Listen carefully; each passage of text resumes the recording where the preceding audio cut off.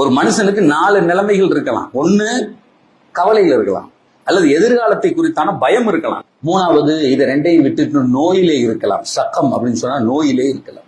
சில நேரத்துல எதுலையாவது போய் வலுவா மாட்டி, அல்லது இவர் மாட்டாட்டியும் அந்த சூழலை இவரை மாட்டி விடலாம். சித்தத்தும் இப்படி ஏற்பட்டால் நாயகம் ஸல்லல்லாஹு அலைஹி வஸல்லம் சொல்றாங்க, ஃபல் யகுல், அவர் சொல்லட்டும், அல்லாஹ் அல்லாஹ் ரப்பி லா ஷரீக லா, அல்லாஹ் அல்லாஹ் என் இறைவன் இறைவன் மட்டும்தான், லா ஷரீக லா அவனுக்கு இணை இல்லை என்று சொல்லட்டும். அப்படி சொன்னால் பெருமானார் சொல்றார், என்ன தெரியுமா நடக்கும் அவனை சுத்தி?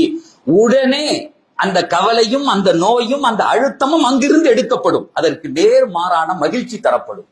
ஒரே ஒரு துண்டு அல்லாஹ் அல்லாஹ் ரப்பி, இதுல என்ன கஷ்டம் வந்துட போகுது? ஒரு தடவை சொல்லி பார்ப்போமே. சார் எழுதி வைத்துக் கொள்ளுங்கள், கேன்சர்னு சொன்னாலும் போகும். 1400 ஆண்டுகளுக்கு முன்னால் எம்பெருமானார் சொன்ன வார்த்தை சத்திய வார்த்தை. தன் வாழ்க்கையில் ஒரு தடவை கூட எங்க நபி போய் சொன்னதில்லை. ஒரு தடவை கூட, விளையாட்டுக்கு கூட போய் சொன்னதே கிடையாது. அந்த நபி அல்லாஹ் மேல ஒரு வார்த்தை எப்படி சொல்லுவாங்களா? செஞ்சு பார், நோய் வந்துருச்சா 4 தடவை சொல்லு, அது எப்படி போகுதுன்னு மட்டும் பாரு. அந்த நோய் மட்டும் உன்னை விட்டு போகாது, அது சார்ந்து எதெல்லாம் உன்னிடத்தில் இருந்ததோ அத்தனை சேர்த்து எடுத்துட்டு போயிடும்.